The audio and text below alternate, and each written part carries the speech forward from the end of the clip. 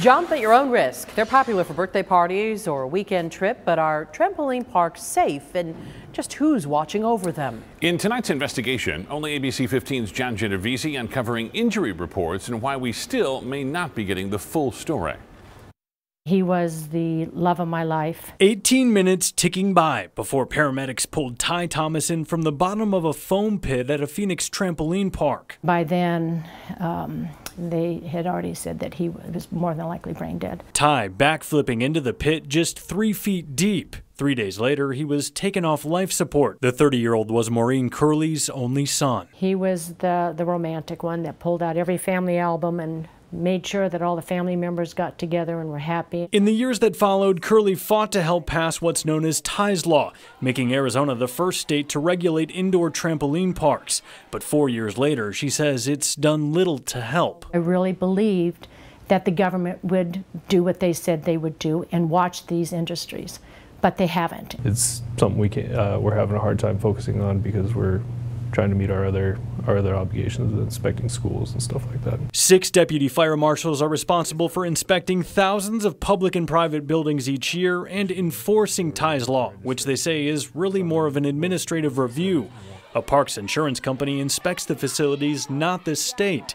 But parks are required to register with the state, carry $1 million in liability coverage, and report emergencies within 10 days.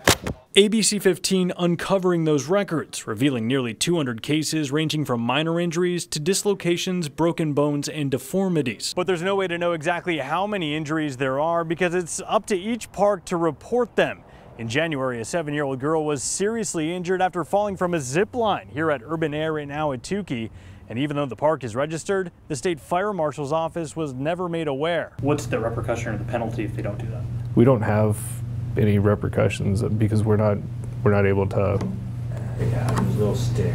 Technically, the fire marshal's office could shut down a park, but that's never happened, and we're told they're still trying to get parks in the state to register. Am I surprised? No. Am I shocked? No.